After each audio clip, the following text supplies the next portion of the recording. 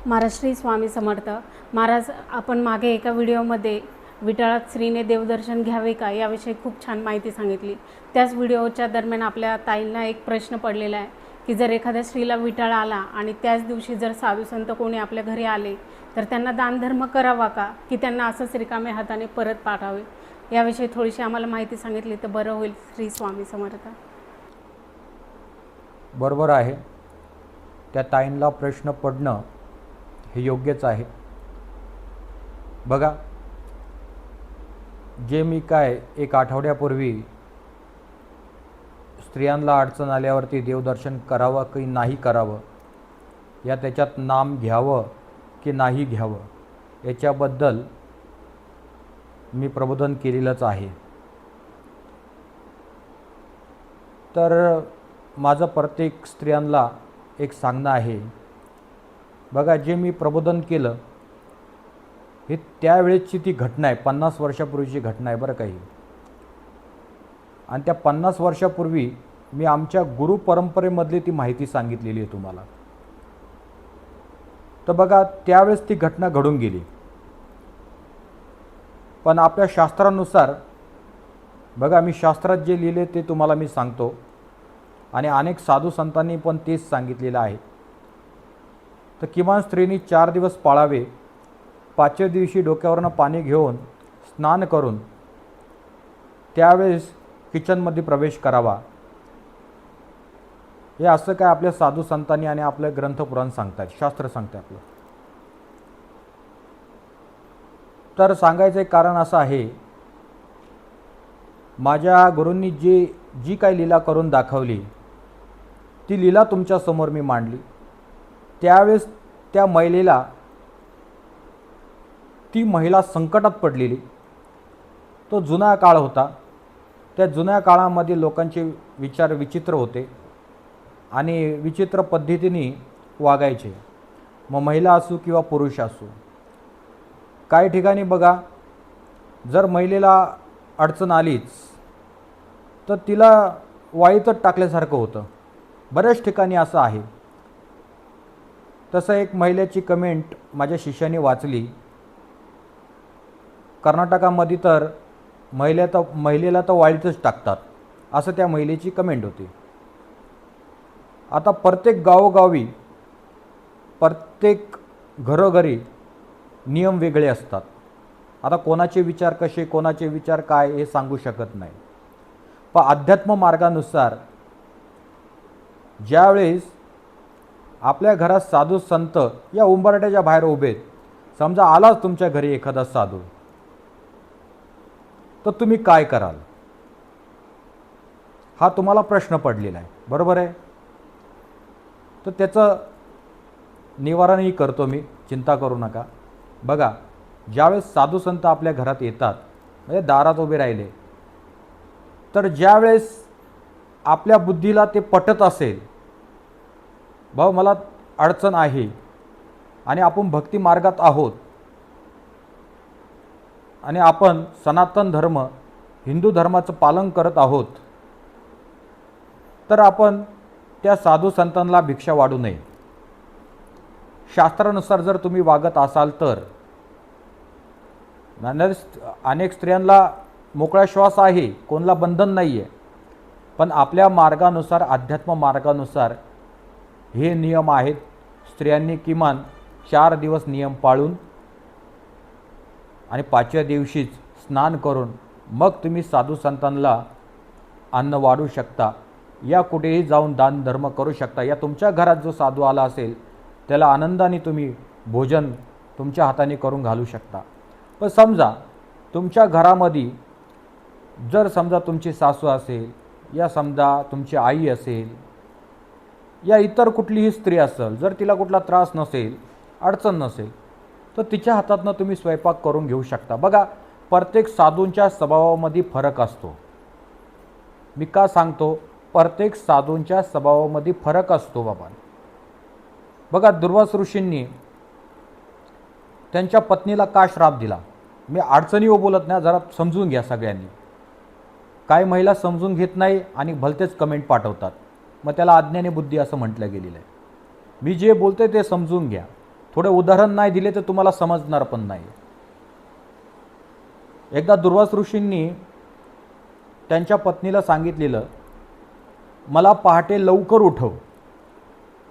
त्यावेळेस स्त्रिया पतिव्रता होत्या, पतीच्या आज्ञेचं पालन करायच्या, पतीच्या शब्दाच्या पुढे जायच्या नाही. तो जुना काळा, मी हजारो वर्षापूर्वीचा सांगतोय, आता सोडून द्या. पण त्यावेळेची ती घटना मी तुम्हाला सांगतोय. आणि अचानकच काय झालं काय माहीत, दुर्वास ऋषी झोपले आणि त्यांच्या पत्नीला पण गाढ झोप लागली. आणि सकाळचे पहाटेचे 5 वाजून गेले तरीही दुर्वास ऋषींना पण जाग आली नाही आणि त्यांच्या पत्नीला पण जाग आली नाही. बोलतात ना, याला नियतीचा खेळ असं म्हटलं गेलेलं आहे. परमेश्वराच्या मनात काय तुम्ही जाणू शकत नाही, ते ईश्वराचीच लीला समजा. पण त्यावेळेस दुर्वास ऋषी खूप रागीट होते. त्यांचा राग इतका अनावर होता तर तुम्ही विचार पण करू शकत नाही. त्यांना राग आला तर ते कधी कोण समजून सांगत नसायचे. त्यांना राग आला तर ते डायरेक्ट श्रापच द्यायचे. कारण की त्यांची उत्पत्ती शंकराच्या 3ऱ्या डोळ्यातनं झालेली आहे, म्हणजे अग्नीतनं झालेली आहे. म्हणून त्यांचा क्रोध अति असायचा. म्हणून सगळे देवता देवी अनेक सर्वसामान्य असो कोणी असो सर्व त्यांना घाबरायचे आणि त्यांच्या समोर पण कोण जायचं नाही. आणि त्यांची दीक्षा घ्यायची तरी माणूस थरथर कापायचा. जर हे गुरु कोपले आमच्यावर, आम्हाला श्राप दिला तर अनेक जन्म नरक भेटेल. तर फक्त अहिल्या माता त्यांची पत्नी पहाटे उठली नाही म्हणून त्यांना राग आला आणि त्यांनी तिला श्राप दिला. बघा, श्राप दिला आणि तिचं स्तंभन झालं. बोलतात ना, आहे पण दिसत नाही अशी तिची अवस्था झाली. आहे पण दिसत नाही, जाग्यावरच तिचं, बोलतात ना, एखाद्या दगडीसारखी तिची अवस्था झाली. मग बघा, त्यावेळेस त्या ऋषींचा स्वभाव कसा होता, दुर्वास ऋषींचा, फक्त सकाळी माझी पत्नी उठली नाही म्हणून असा श्राप भेटला. आता तुम्ही याच्यावर तर्कवितर्क लावू नका का दुर्वास ऋषी हे साक्षात शिव आहे, शंकराचा अवतार आहे, नाहीतर दुर्वास ऋषींना पण नावं ठेवायला लागाल तुम्ही. नसताना उगाच दुष्काळ 13वा महिना आपली कशाला कर्म वाढवून घेता. कारण की तुम्ही आम्ही सनातनी आहोत, हिंदू आहोत, का तुम्ही आम्ही मुस्लिम नाही आहोत. येते लक्षात मी काय म्हणतोय. कारण की आपल्या हिंदू सनातन धर्मामध्ये अशाच काही गोष्टी सांगितलेल्या आहेत. म्हणून प्रत्येक साधूचे विचार वेगळे असतात. काही साधू संत असतात, काही संतांनी पण स्वतःच्या मुलीचं पण बाळातपण केलेलं आहे, त्याच्यावर मी नंतर चर्चा करेल. म्हणजे महान संत होऊन गेले विठ्ठलाचे, त्यांनी पण मुलीचं बाळातपण केलं. म्हणून काय त्यांना काय कुठला देव कोपला या त्यांना कुठे नरक मिळाला मग या त्यांना पाप लागलं असं पण नाही आहे. प्रत्येक साधू संतांच्या विचारावर या गोष्टी अवलंबून आहेत. समजा त्या साधूला जर आवडत असेल, जर त्या साधूला जर त्या गोष्टी पटत असेल तर तुम्ही त्या गोष्टी करू शकता, अन्यथा नाही. हे शास्त्र, आपलं शास्त्र आज्ञा देत नाही. मी माझ्या गुरूंच्या काळातली ती घटना सांगितली, कसा चमत्कार झाला. म्हणजे बोलतात ना, त्यावेळेची तेवढीच ती घटना असते, तो एक क्षण असतो आणि त्यावेळेस ती घटना घडून जाते. प्रत्येक वेळेस ती घटना घडत नाही, प्रत्येक वेळेस तो चान्स मिळत नाही आपल्याला. लक्ष. आता नाथांचं तुम्ही सेवा करता, नाथ स्वभावाने कडक आहेत. अनेकांचा समज आहे बाबा नाथांना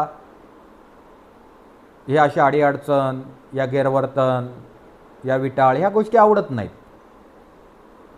येथे लक्षात मी काय म्हणतोय तुम्हाला. आता तुम्ही बोला महाराज तुम्ही तर सांगितलेलं आडबागनाथांनी आईच्या पोटी जन्म घेतलेला आहे, गोपीचंदनाथांनी आईच्या पोटी जन्म घेतलेला आहे. बघा, ते आईच्या पोटी जन्माला आलते, पण जे काही नाथ आहेत ते स्वयंभू प्रगट झालेले आहेत. त्याच्यामुळे ते स्त्रीपासून लांब आहेत. जसे गोरक्षनाथ म्हणा, मायादादा योगी मत्स्येंद्रनाथ म्हणा,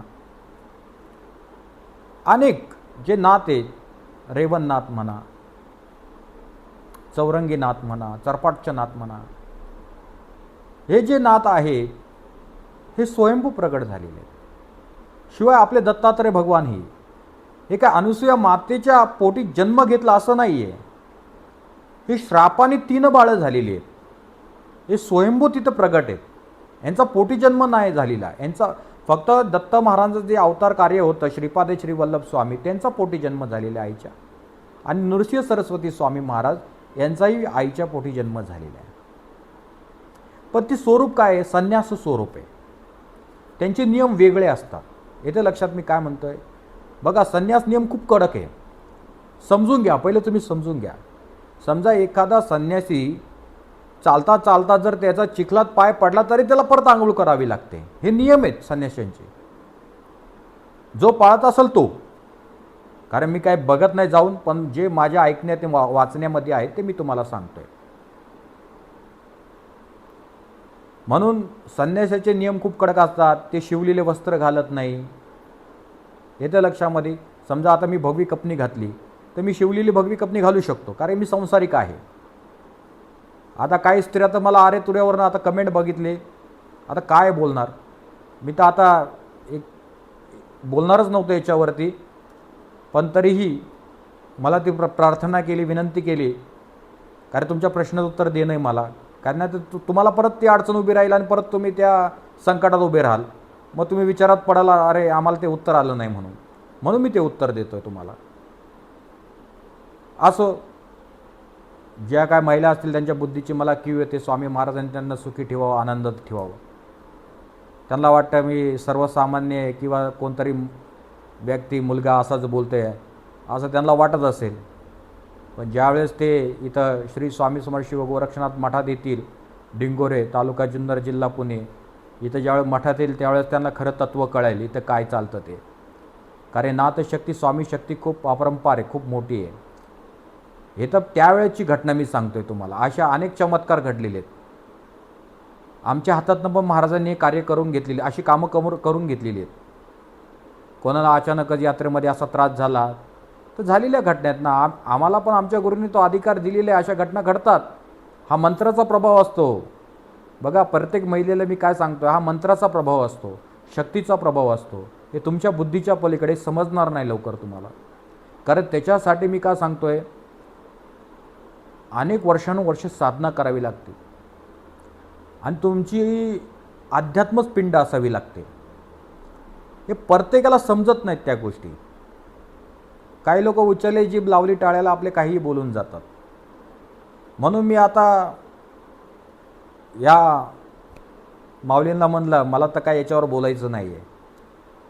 कारण की पण त्यांनी मला प्रार्थना केली, महाराज काही विचित्र स्त्रियांमुळे इतर महिलांचं नुकसान व्हायला नको, त्यांना ते ज्ञान मिळायला पाहिजे. जर तुम्ही मान फिरवलं तर आम्हाला कोण ज्ञान देणार आहे? अनेक लोक आहेत माझ्यापेक्षा श्रेष्ठ आहेत. मी बोललोही, माझ्यापेक्षा भरपूर ज्ञान देणारे पडलेले आहेत. मी कोण आहे ज्ञान देणारा? पण तरी त्यांनी विनंती केली, ठीक आहे काय हरकत नाही, मी बोलतो याच्यावरती म्हणलं. तर म्हणून मी काय सांगितलं, हे अशा काय घटना घडतात. आणि त्यावेळेस माझ्या गुरूंनी ती लीला करून दाखवली. त्यावेळेस ती बिचारी महिला रडत होती आणि अनेक महिला नावं ठेवत होतात. महिलाच महिलेला नाव ठेवतात. बघितलं तुम्ही, जी महिला आहे त्या महिलेचा तिरस्कार करणारी कोण आहे? महिलाच आहे ना. वेगळं कोण आहे का? पुरुष आहे. काही 2-4 पुरुष बोलत होते, पण मी त्यांना जास्त महत्त्व देत नाही अशा पुरुषांना. कारण प्रत्येकजण आईच्याच पोटी जन्म घेत राहतो. कारण तिला जगज्जननी असं म्हटलं गेलेलं आहे. काही गोष्टी अशा असतात, आईचा आणि बायकोचा विटाळ पकडू नये, हे अशा आमच्या गुरूंनी आम्हाला सांगितलं आणि तेच सत्य आहे. पण गुरूंनी हे पण सांगितले, बघा गुरूंचे विचार गुरूंच्या मनातलं कोण जाणू शकत नाही. तरी गुरु म्हटले, कारण की बघा आपल्या घरामध्ये कुठलेही योगी संत येऊन जातात अदृश्य रूपामध्ये. पण समजा जर तुमच्या इष्टदेवताची भक्ती खरी असेल, जर तुम्ही गुरुचरित्र ग्रंथाचं घरात पारायण करताय, नवनाथ भक्तिसारचं पारायण करतायत, अशा वेळेस दिव्य ग्रंथांचं पारायण करायच्या वेळेस रोज कुठली ना कुठली शक्ती आपल्या घरामध्ये व्हिजिट मारून जाते. हे तुम्हाला माहिती आहे का? आम्ही फक्त ग्रंथ वाचतो, पण आम्हाला माहीत नाही आपल्या घरात ही जी शक्ती आहे, जी दिव्य विभूती आपल्या घरामध्ये येते, योगी असू, देव असू, संत असू, जे सिद्ध झालेले ते मी सांगतोय तुम्हाला बरं का. येतात, 100% येतात. असे खूप जणांना अनुभव आहे. त्याच्यासाठी मी प्रत्येकाला बघा, काम गेलं कटाळाने आणि घर गेलं विटाळाने, ही घाटावरची म्हण आहे. बघा, मी घाटावर राहतो, हे शब्द थोडेफार मागे होणार, कारण की जसं ज्याप्रमाणे गावातली भाषा असते त्याचप्रमाणे बोललं जातं. थोडीफार गावंढळ भाषा माझ्या मुखात नाही येणारच आहे. म्हणून भाषेला महत्त्व न देता ज्ञानाला महत्त्व द्या. कारण कमेंटमध्ये होतं म्हणून मी तुम्हाला सांगतोय. बघा, शुद्ध बोलायला काय जास्त म्हणजे काय जास्त व्याकरण शिकायची गरज नाही आहे. जर तुम्ही श्रीकृष्ण बोला या श्रीकृष्ण बोला, पण जर भाव जर तितकाच मोठा असेल ना, तर दोन्ही शब्दांमध्ये श्रीकृष्ण भगवान आहे. या श्रीहरी बोला या किसन देव बोला, बस तुमच्या मनात जर भावच नसेल, श्रद्धाच नसेल, प्रेमच नसेल, तर देव तरी तुम्हाला कुठून पावणार आहे. भक्ती मार्ग फक्त श्रद्धा आणि भावभक्तीवर चालला जातो. अन्यथा तुम्ही व्याकरण बोला किंवा हिमालयावर जा, कुठल्या गुफेत बसा, या पाण्यात जाऊन बसा, या एकांत घरामध्ये दरवाजा लावून काळोख करून जप साधना तप करा, या जल समाधीमध्ये बसा किंवा भूमीत खड्डा घेऊन बसा, या झाडाला उलटं लटकून जप साधना करा त्या भूतांसारखी. मला सांगा, जर आपण एखाद्या पाण्यामध्ये साधना करतो, जर साधना इतके जण करतात, बरं त्यांना ब्रह्मबोध अवगत झाला नाही. झाला का ब्रह्मबोध अवगत? काही अजून हिमालयावरती तप करतायत, काही अनेक गुफेंमध्ये तप करतायत. ते तपच करत राहिले. ते समाजासमोर आले का? ते जनहितासाठी आले का? लोककल्याणासाठी आले का? नाही आले. कारण की त्यांच्यामध्ये त्यांच्या मनामध्ये स्वार्थ आहे. कारण त्यांना ईश्वर प्राप्ती करायचं, त्यांना मोक्ष पाहिजे. पण आमचं तसं नाही आहे. आम्ही जनहितासाठी, आमच्या गुरूंनी जनहितासाठी आम्हाला मार्गदर्शनासाठी बसवलं आहे, म्हणून तुमच्या उपयोगी पडतोय. येथे लक्षात मी काय म्हणतोय तुम्हाला? या अशाच काही घटना असतात. म्हणून कोणाचे विचार कसे असतील ते आपण सांगू शकत नाही, पण चांगलं घ्यावं. माणूस कसा बघा, एखादी गोचडी जर गायच्या सडाला चिटकली ना, सड म्हणजे काय? ज्या ठिकाणातनं एखादा शेतकरी गायचं दूध घेतोय त्या सडामधून, त्याला सड असं इथं गावच्या ठिकाणी म्हणतात. पण ती गोचडी दूध पित नाही, रक्त पिते. येथे लक्षात मी काय बोलतो? तसे काही पुरुष महिला असतात, ते ज्ञान घेत नाहीत. ते काही महाराजांचा शब्द कुठे वेगळा जातो त्या पद्धतीने लोक विचार करायला लागतात. म्हणजे नावं ठेवायला मोकळे, पण ज्ञान नाही घ्यायचं आम्हाला. याला नास्तिक असं म्हटलं गेलेलं आहे. म्हणजे अशा लोकांमुळे आहे ना, आपला हिंदू सनातन धर्म मागे आहे, कधीच पुढे जाणार नाही. म्हणून हिंदू आहे ना, हा कधी एकत्र येऊ शकत नाही, संघटित होऊ शकत नाही. आणि जो खरा हिंदू सनातनी आहे ना, तो असा कधीच नाव ठेवणार नाही. मला पण काय फरक पडत नाही, कारण की बघा, आमच्या गुरूंनी असंच सांगितलेलं आहे. आमच्या धर्मातच तसं आहे. अनाथ संप्रदाय आहे, सनातन धर्म आहे. मान अपमान आम्हाला काही फरक पडत नाही, पण जशाला तसं उत्तर आम्ही देणार. कारण जर उत्तर नाही दिलं एखाद्याला तर तो तेच फायदा घेत राहणार. म्हणून असं घडता कामा नये.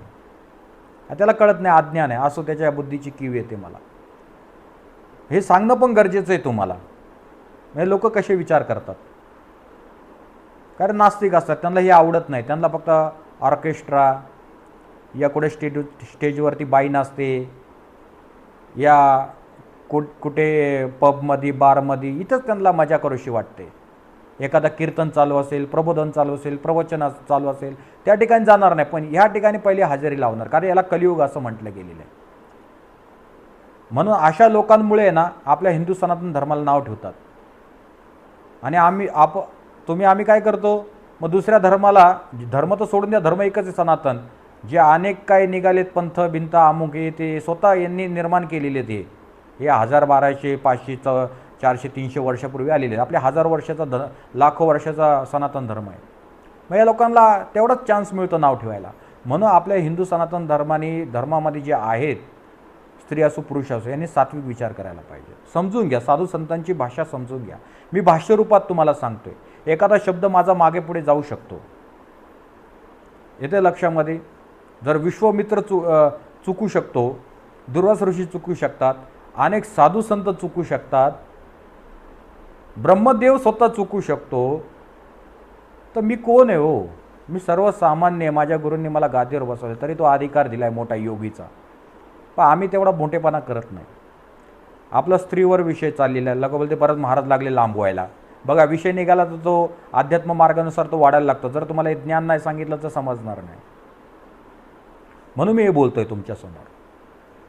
पण माझं एकच मत आहे, गुरुचरित्रामध्ये पण ते दिलेलं आहे, स्त्रीने नियम पाळावे 3 दिवस तरी किमान. त्याच्या 3 दिवसच लिहिलं, पण किमान 4 दिवस स्त्रीने नियम पाळावे आणि 5व्या दिवशी स्नान करून घरादारामध्ये हात लावावा.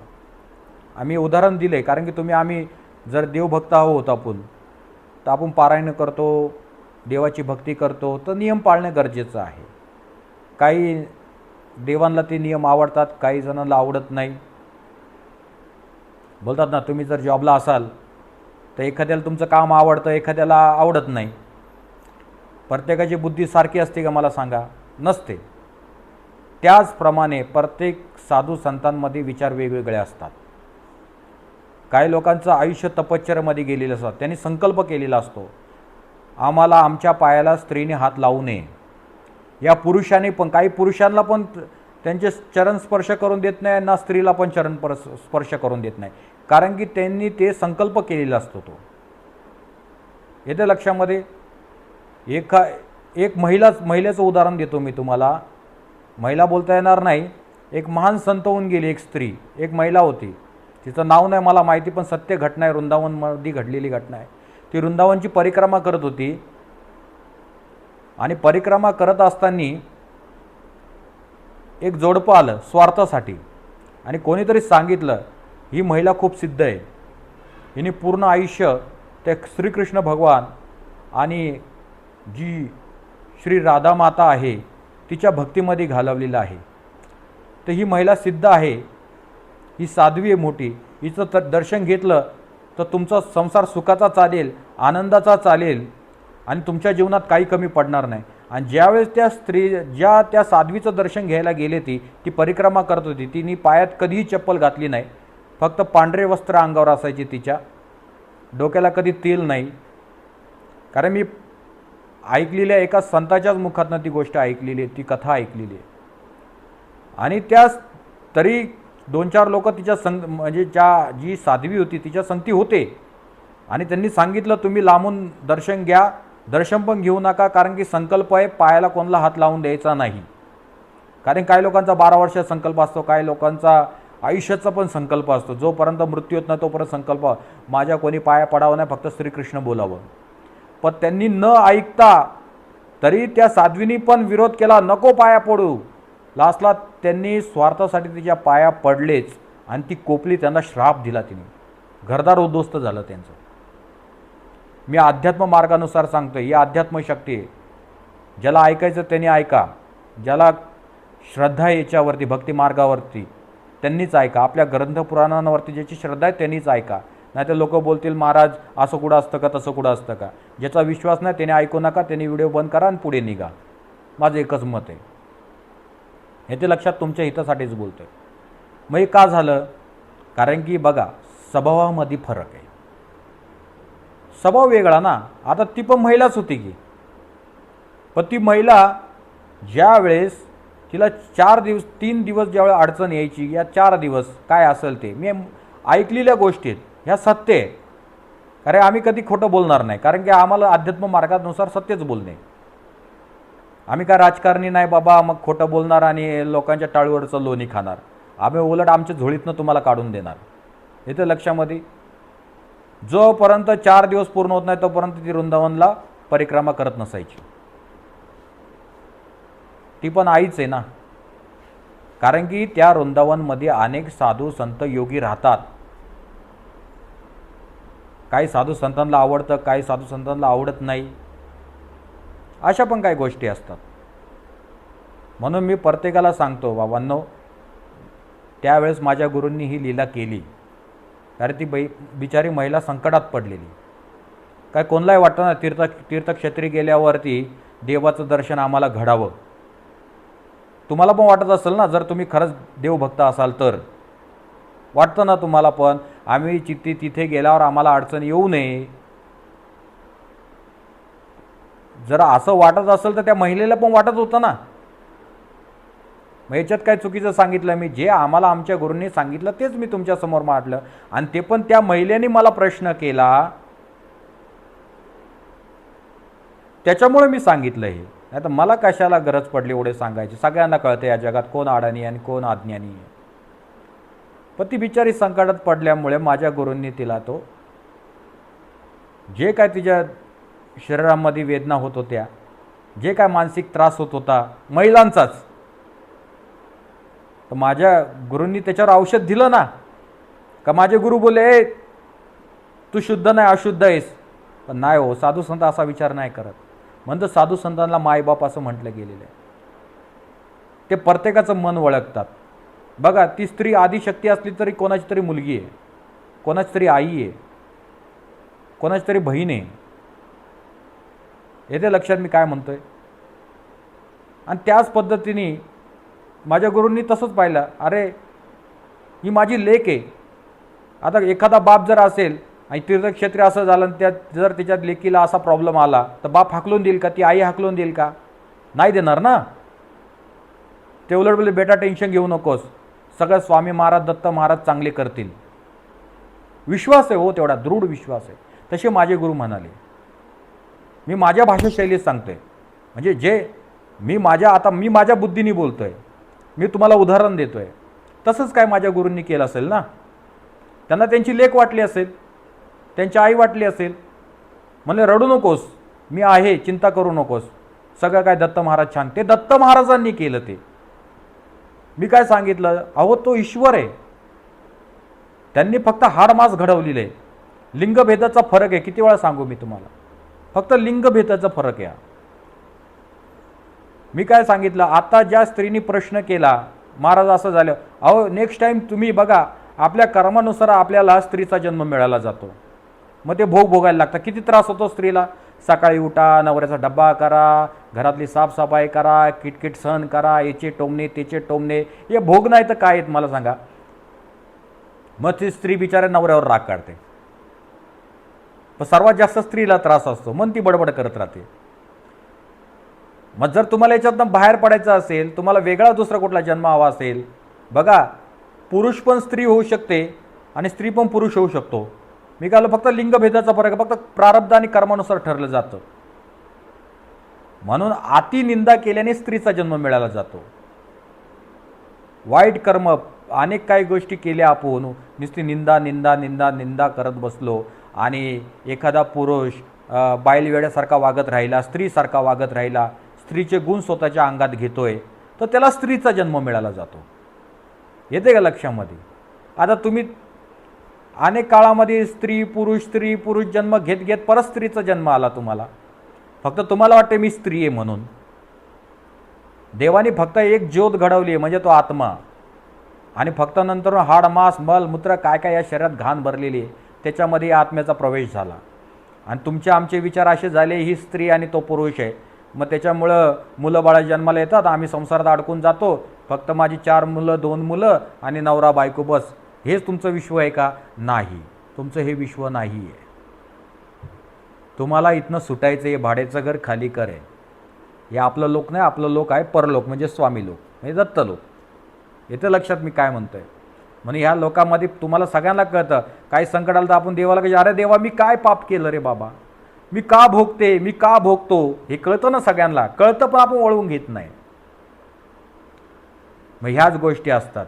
येते का लक्षात? म्हणजे एखाद्या साधूला जर आपण मुद्दामून जर ते अन्न वाढलं, समजा तुम्हाला माहिती मला अडचण आहे, काय नाही होत मला, मी डायरेक्टली अडचण आली तर मी त्या साधूला मी अन्न वाढेल, तुमचा प्रश्न स्वाभाविक आहे ते मांडणं. पण एखादी जर स्त्रीने मुद्दामून केलं तर ती भोग भोगावी लागतात. एक नाना महाराजांचा मठ एक तुम्हाला उदाहरण देतो. त्या मठामध्ये बघा एक संन्यासी होता, बाल ब्रह्मचारी, लहानापासून संन्यास घेतलेला, घर सोडलेलं आणि परमहंस झालेले. आणि नाना महाराज संसारिक होते. त्यांच्यासाठी साक्षात स्वामी महाराज बोलायचे, त्यांच्या ताटामध्ये जेवायचे. एवढं प्रेम स्वामी समर्थांचं नाना महाराजांवर होतं. येते का लक्षात? मी थोडक्यात सांगतोय तुम्हाला. पण तो संन्यासी ज्या वेळेस अशी पंगत बसली, कारण नाना महाराजांच्या अनेक शिष्य होते, अनेक भक्तगण होते, बरेच होते त्यांच्या, कारण संसारिक असून पण एखाद्या संन्यासीच्या मागे एवढे जण जात नाहीत, पण संसारिक भक्ताच्या मागे तेवढे लोक असतात. कारण तेवढं ज्ञान, तेवढं सामर्थ्य असतं. असं काय नाही संन्यासीच पाहिजे तुम्हाला. पण त्या संन्यासीचे नियम एवढे कडक होते, तुम्ही विचार पण करू शकत नाही.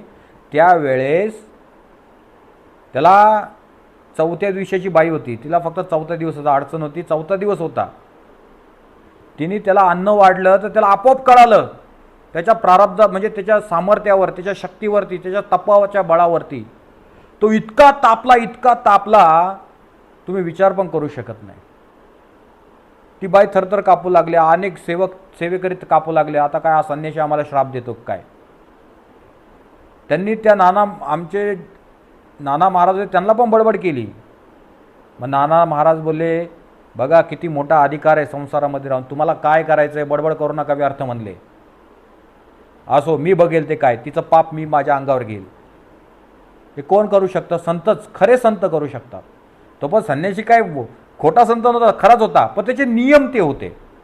आयुष्यभर कुठल्या स्त्रीचा स्पर्श करणार नाही, स्त्रीच्या सानिध्यात राहणार नाही, फक्त ईश्वर आणि मी. बघा स्त्रीला माया पण असं म्हटलं गेलेलं आहे. म्हणून काही साधू संत जंगलात जाऊन तप करतात, स्त्रीचं मुख पण पाहत नाही, कारण की त्याच्यातनं वासना निर्माण होते.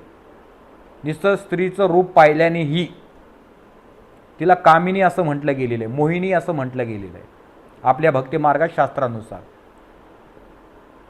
हे काय माझ्या मनाचं फेक नाही, आहे ते सत्य सांगतो तुम्हाला. 60,000 वर्ष विश्वामित्रांनी तप केलेलं एका क्षणात वायाला गेलं. वासनेने स्त्रीकडं पाहिलं आणि कामवासनेमध्ये अडकलं तर 60,000 वर्ष तप वायाला गेलं. आणि ज्यावेळेस कळालं त्यावेळेस तोंड जोडून घेतलं, परत 60,000 वर्ष तपश्चर्या करायला लागली सूर्यावर, म्हणजे सूर्य भगवानावरती बसून. येतं लक्षामध्ये? हा भक्ती मार्ग आहे, खूप गूढ आहे. पण बोलतात ना, ज्यावेळेस एखाद्याला खरंच गरज आहे त्यावेळेस ती साधू संत आणि देव हेच ती लीला करून दाखवू शकतात. अन्यथा आपण आपल्याच नियमात राहावं, त्याचं उल्लंघन करू नये. पण ही स्त्री आई आहे, 2 बाजू आहेत तिला. स्त्री वाईट नाही आहे. मी सांगितलंय, साधू संत देव आणि तिच्याच पोटी जन्म घेतात. ज्यावेळेस तुम्ही कामाख्याला जाता, कामाख्या देवी माहिती आहे सगळ्यांना, आसामला, त्या आसाममध्ये अनेक साधू संत, ज्यावेळेस आईला अडचण येते, 4 दिवस काय ते त्यांची ती यात्रा भरते सगळी, त्यावेळेस ती नदी अख्खी लाल होते, तो कपडा तिथे लाल होतो. आणि त्या ज्यावेळेस अडचणीच्या वेळेस अनेक साधू संत तिथं डुबकी मारतात. येते का लक्षामध्ये? तिथं आंघोळ करतात आणि मग साधना सिद्ध होण्यासाठी. पण ती आदिशक्ती आहे. हे साधू संतांचे विचार आहेत, ते तुमचे आमचे विचार नाहीत. आता तुम्ही याच्यात पण संकटात पडले असाल, महाराज तुम्ही असे काय बोलता? बघा, हे आपल्या बुद्धीच्या पलीकडे आहे. कारण की शक्तीची उपासना केल्याशिवाय सिद्धी पण अवगत होत नाही, म्हणून तिला शक्ती असं म्हटलं गेलेलं आहे. शक्तीशिवाय शिव पण अपुरा मांडला गेलेला आहे. नाही तर महादेवानी पण लग्न केलं नसतं. म्हणून काही लोकांनी त्याचा बोलतात ना, अतिभाव केलेला आहे. अतिभाव केल्यामुळे हे अनेक स्त्रियांना भोगावं लागलं. आणि काही स्त्रियांनी मग त्याचा रोष, मग त्याचा राग इतर साधू संतांवर या सर्वसामान्य माणसावर काढतात. येते लक्षात मी काय बोलतोय? म्हणून असं वागू नका, असं वागू नका. जर त्या स्त्रीला कळतंय माझ्याच त्रासामुळे, माझ्याच विचारामुळे मलाच किळस येते, मलाच त्रास होतोय, मलाच वाटत नाही बाबा मी कोणाला जेवण घालावं, तर त्या स्त्रीने नियम पाळावे. असं नाही, वैज्ञानिक जीवनामध्ये सगळ्यांना मोकळा श्वास आहे. आता मी तर स्वतः सांगतो बाबा, जे नवरा बायको जॉबवर असतील, जर त्यांना जमत नसेल तर तुम्ही बिंदास किचनमध्ये जाऊ शकता ना, मी कुठं नाही म्हटलंय. जर तुझ्या नवऱ्याला पटत असेल या तुला पटत असेल त्याच्यात काय गैर आहे? जर एखाद्या स्त्रीचा नवरा अध्यात्म मार्गामध्ये आहे, ती स्त्री पण अध्यात्म मार्गात आहे, त्यांना अध्यात्म मार्गाचे नियम माहिती आहेत, तर त्यांनी नियम पाळणं गरजेचंच आहे. आणि 4 दिवस पाळाल त्या स्त्रीला उलट बरं आहे ना, आराम मिळेल, मानसिक समाधान मिळेल, त्रास होणार नाही, तकतक होणार नाही, जास्त किटकिट होणार नाही, चिडचिड होणार नाही. कारण त्या स्त्रीला 4 दिवस आरामासाठीच असतात ते. येते लक्षामध्ये. म्हणून हा जो प्रश्न केला तो उत्तमच केला. आता तो डोक्यातनं काढून टाका. या अडचण असेल त्यावेळेस कुठल्या साधू संतांना तुम्ही अन्न खायला घालू नका किंवा भिक्षा पण वाढू नका. जर तुम्हाला अडचण असेल तर बिंदास बोला, बाबा अडचण आहे, मी तुम्हाला अन्न खायला घालू शकत नाही किंवा वाढू शकत नाही. जर तो संन्यासी बोलला त्याच्यात तेवढं सामर्थ्य असेल ते पचवायचं, तो बोलला चालेल मला, तर बिंदास वाढा, त्याची आज्ञा घ्या, त्याच्याशिवाय वाढू नका. नाहीतर मग येरे माझ्या मागं ती कर्म भोगावी लागतील. अनेक लोकांना त्याचे अनुभव आहेत. मी आता उदाहरणं पण तुम्हाला दिले. आता आपल्या दत्त महाराजांची पण पत्नी आहे ना अनघा लक्ष्मी म्हणून, 3 शिरे 6 हात. म्हणजे कुठले दत्त महाराज? आपले जे गिरनारवर आहेत, जे ब्रह्म विष्णू महेशांनी अनुसूया मातेच्या मांडीवर खेळले, तिथं प्रगट झाले, पोटी जन्म नाही घेतला. पोटी जन्म मी काल श्रीपाद श्रीवल्लभ स्वामी, नृसिंह सरस्वती स्वामी यांनी पोटी जन्म घेतलेला आहे. त्यांची पण पत्नी आहेच आहे ना, म्हणजे अनघा लक्ष्मी असं म्हटलं गेलेलं आहे. पण तो ईश्वर आहे हो. त्याने अनंत ब्रह्मांड घडवले, स्त्री पुरुष त्यांनी घडवले, सगळं त्यांनी त्याला कसला विटाळ मारायला? तुमचा बघा, माझं हे लास्टचं मत आहे, तुमचा जर अनन्य भाव असेल, प्रचंड भक्ती असेल, तुमच्या मनामध्ये देवाबद्दल तर्क वितर्क तामसी बुद्धी नसेल, रजोगुणी बुद्धी नसेल, फक्त सात्विक बुद्धी असेल, पूर्ण शरण असाल तुम्ही देवाला, अहो विठ्ठलाचं दर्शन तुमच्या घरात देवाचं घेतलं तरी तुम्हाला काय होणार नाही. हा चॅलेंज आहे माझा, सगळ्या महिलांना चॅलेंज आहे. आणि झालं तर मला विचारायला या तुम्ही. पण तुमचा भाव तितका मोठा पाहिजे, मनात भय वाटायला नाही पाहिजे तुमच्या, तेवढा अनन्य भाव पाहिजे. आणि अहो स्वामी समर्थांनी ज्या स्त्रीला विटाळ आला, आता बघा त्या ज्या स्त्रीने मला प्रश्न केला या विटाळाबद्दलच, त्या स्त्रीला तर स्वामी समर्थांनी विटाळामध्ये दुसऱ्या दिवशी दर्शन दिलेलं आहे. आता ह्याला काय म्हणावं? कारण की त्या स्त्रीचा अनन्य भाव आहे, प्रचंड विश्व. स्वामींशिवाय त्यांचं तर काही चालतच नाही. कारण महाराजांनी स्त्री पुरुष घडवले ना, त्यांना काय फरक पडतोय? म्हणून मी काय बोलतो, तुमचा जर सरळ भाव असेल ना, मनात तर्कवितर्क नसतील, साधू संतांबद्दल आदर असेल, प्रेम भावना असेल, आणि एका देवाचे जर तुम्ही पाय पकडले असेल, पूर्ण तुमचं घरदार त्याला शरण असेल ना, तर तुम्हाला काही घाबरायचं कारण नाही. कारण की आई कधी मुलांचा विटाळ पकडत नाही. समजा एखादी आई बाळात पण मुलीचा करते, ती आई कधी मुलीचा विटाळ धरते का? तसे स्वामी समर्थ ही आई आहे, दत्त महाराज ही आई आहे, दत्त महाराज हे बाप आहेत. येते का लक्षामध्ये? आई बाप कधी मुलांचा विटाळ पकडत नाहीत. हे साधू संतांचे नियम आहेत. कारण त्यांना देवाला अवगत करायचे, त्यांनी ते नियम पाडले म्हणून ते तसे वागतायत. आणि त्यांच्यात तेवढं सामर्थ्य पण असतं. मुद्दामून करायला जाऊ नका, नाही तेवढं श्राप घेशाल. दुष्काळात 14वा महिना, 3रा पण नाही. बरं, जर तुमचा अनन्य भाव असेल, तुमच्या देवाची भक्ती तुम्ही करू शकता ना. तुम्हाला कशाला लोकांना विचारायची गरज आहे? मी सांगतो ना तुम्हाला स्वतः, कशाला घाबरता? का महाराजांनी दर्शन दिले, त्या स्त्रीने स्वतः मला सांगितलेलं आहे, त्या महिलेने स्वतः सांगितलेलं आहे मला, प्रगट रूपात दर्शन दिलेलं आहे. का आम्हालाच महाराज दर्शन देता असं थोडी? तुम्हाला पण दर्शन देऊ शकतात दत्त महाराज. तुमचा भाव जर थोर असेल, एवढंच काय, ठीक आहे महाराजांनी वेगळा अधिकार दिला आम्हाला गादीवर बसायचा, लोकांचे प्रश्न सोडायचा. आमचा शब्द कधी पडत नाही, ही स्वामींची गुरूंची कृपा आहे. आणि आतापर्यंत पडला नाही, तू पण पडणार नाही, कारण माझ्या गुरूंचा शब्द आहे. ज्यावेळेस तुझा शब्द पडेल त्या दिवशी माझा शब्द पडल्यासारखा आहे. म्हणून मी जास्त विचार करत नाही, गुरु जे सांगतील त्याच पद्धतीने चालतो. कारण हा नाथ संप्रदाय, नाथ संप्रदायामध्ये देवापेक्षा गुरूंना जास्त महत्त्व दिलेले आहे. वाचा कधी चरित्र वाचा, मग कळेल तुम्हाला. म्हणून मी काय बोलतो, जोपर्यंत तुमचा सरळ भाव होत नाही, श्रद्धा दृढ होत नाही, तोपर्यंत तुम्ही ही कर्म करायला जाऊ नका, अन्यथा भोगावं लागतं. येथे लक्षात मी काय म्हणतोय तुम्हाला, हे लक्षात ठेवा. आणि जर तुमचा सरळ भाव असेल, अनन्य भाव असेल, एकदम दृढ, तुम्ही पण त्याच टोकाचे, साधूच्या टोकाचे, साध्वी आहात तुम्ही संसारात राहून, तर एखाद्या संन्यासाला भिक्षा वाढली ना तरी तो संन्यासी तुमचं काय करू शकत नाही, कारण तुमच्यात तेवढं सामर्थ्य आहे. पण ते सामर्थ्य कसं, जोपर्यंत तुम्ही तापत नाहीत, सूर्य कसा तापलेला आहे, तळतळ करत राहतो, एवढे म्हणजे त्याच्यात इतकं सामर्थ्य आहे, अख्ख्या जगाला प्रकाश देतो, तसं तुम्ही पण व्हा ना. महिला पण होऊ शकतात ना. महिलाचं ज्या स्त्रिया आहेत, अनुसया मातेसारखं वागा ना तुम्ही पण. बघा तुमच्या जीवनामध्ये कसं अनेक तुमचा साधू संतांसारखे तुम्हाला पण उपमा मिळते का नाही. तुम्ही पण तेवढे श्रेष्ठ आहेतच तुम्ही, आहात नाही आहेतच. पण तुम्हाला ती भक्ती बाहेर काढता येत नाही. तुम्ही गेलात प्रपंचात अडकून, मुलं बाळं नवरा बायको त्याच्यात अडकून ते रडगाणं. पण कुठंतरी तुमच्यासाठी अर्धा एक तास वेळ द्या, त्या नामामध्ये वेळ घालवा आणि बघा तुमची अनुभूती तुम्ही घ्या स्वतः. बघा स्वामी महाराज अहो अडचणीमध्ये पण दर्शन देतात, कारण त्यांना काय फरक पडतंय, सगळी लेकरं मुलं बाळं त्यांचीच आहेत ती. याच्या लक्षात मी काय म्हटलं तुम्हाला, हे लक्षात ठेवा तुम्ही. हे साधू संतच करू शकतात अशा घटना. कारण की मी माझ्या गुरूंच्या शक्तीचा महिमा सांगितला तुम्हाला, आणि ती फक्त त्यावेळेस ती घटना झाली, आणि माझ्या हातातनं मग असे सिद्ध कार्य भरपूर झालेले आहेत. आलं लक्षामध्ये. पण आम्ही आमच्या स्वतःचा मोठेपणा करत नाही, आम्ही आमच्या गुरूंचाच महिमा गाणार. येते का लक्षात तुम्हाला काय बोलतोय मी. कारण आम्हाला माझा मोठेपणा सांगणं योग्य वाटत नाही. आता समाजासमोर उतरायचं म्हणून बोलावं लागतं, कारण की त्याच्यातनं योग्य ज्ञान मिळेल. या अशा काय घटना असतात भक्त मंडळी. हो बाबा, माझ्या माता भगिनींनो लक्ष द्या.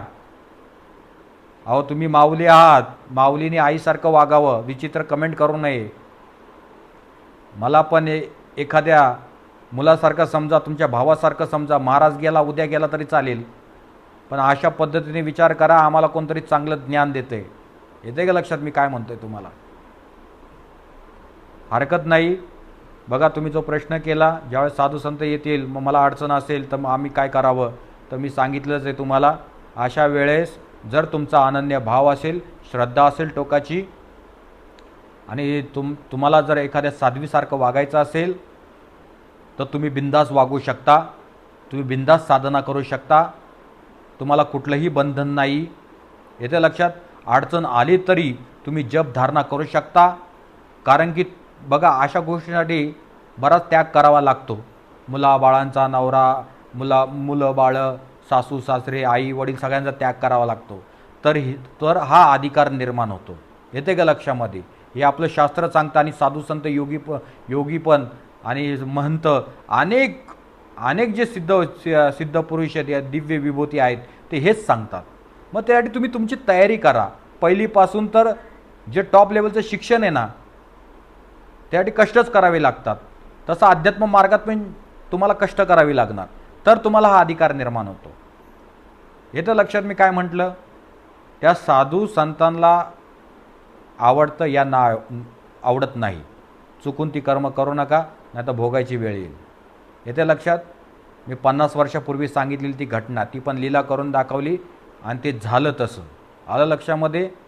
व प्रत्येक महिलाने आपल्या शास्त्रानुसार भक्तिमार्गानुसार वागावं. आणि जर तुमची उच्च टोकाची साधना असेल, हे पण सांगतो, तुमची उच्च टोकाची साधना असेल, तुम्हाला सगळं फ्री आहे. पण देव धर्मामध्ये असं नाही आहे. तुम्ही कुठल्या साधू संतांबद्दल सांगतोय मी, बाकी इतर पुरुषांना सगळ्यांना चालतं, तुम्ही त्यांना जीव घातलं तरी चालेल, पण साधू संतांना सोडून एवढं लक्षात ठेवा. आलं लक्षामध्ये. परत एकदा सगळ्यांना श्री स्वामी समर्थ. धन्यवाद महाराज, खूप छान माहिती दिली तुम्ही. पण महाराज, आपल्या समाजात अनेक नास्तिक महिला पण आहेत, त्यांना ह्या गोष्टी पटत नाही. पण ह्या नास्तिक स्त्रियांमुळे, ज्या आस्तिक स्त्रिया आहेत त्यांचं नुकसान नको व्हायला, त्यामुळे तुमच्या प्रबोधनामुळे अजून अशी छान छान माहिती आम्हाला मिळावी ही तुमच्या चरणी प्रार्थना करते, अशी विनंती करते. श्री स्वामी समर्थ. आदेश. ठीक आहे, काय हरकत नाही. तुमची प्रार्थना स्वीकारतो. देत राहील, असंच ज्ञान देत राहील, पण मनापासून ऐकत जा. म्हणजे मला पण हे सांगायला एक आवड निर्माण होईल, आणि तुम्हाला काही जे भ्रमण आहेत, तुमच्या भ्रम झालेला आहे, त्या भ्रमामधून मला बाहेर काढता येईल. असो काय हरकत नाही. आजच्या पुरतं एवढंच. परत एकदा सगळ्यांना श्री स्वामी समर्थ शिवगोरक्षा आदेश.